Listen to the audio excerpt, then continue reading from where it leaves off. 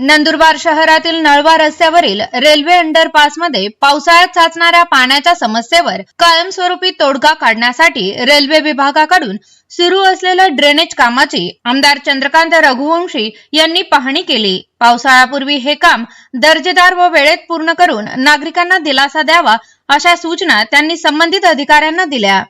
बोगद्यात साचणाऱ्या पाण्याचा निचरा करण्यासाठी 2 ठिकाणी खुल्या ड्रेनेज लाईन कार्यान्वित करण्यात येत आहे। नळवा रस्त्यावरील रेल्वे बोगद्यात दरवर्षी पावसाळ्यात मोठ्या प्रमाणावर पाणी साचत असल्याने वाहतूक वारंवार विस्कळीत होत होती। त्यामुळे रेल्वे पट्ट्यालगतच्या परिसरातील नागरिकांना मोठ्या अडचणींना सामोरे जावे लागत होते। या समस्येच्या कायमस्वरूपी निराकरणासाठी शिवसेना नेते तथा आमदार चंद्रकांत रघुवंशी व नगराध्यक्ष रत्ना रघुवंशी यांनी रेल्वे विभागाच्या वरिष्ठ अधिकाऱ्यांकडे सातत्याने पाठपुरावा केला होता। या पाठपुराव्यानंतर रेल्वे विभागाने 15 मे पासून बोगद्यालगत ड्रेनेज लाईन उभारणीचे काम हाती घेतले आहे।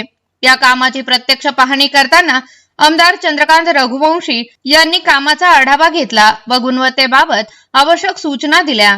यावेळी बांधकाम सभापती देवेंद्र जैन, पाणी पुरवठा सभापती कैलास पाटील, नगरपालिकेचे नगर अभियंता गणेश गावित, रेल्वेचे सहाय्यक मंडळ अभियंता राधेश्याम मीना तसेच रेल्वे अभियंता सुनील यादव उपस्थित होते।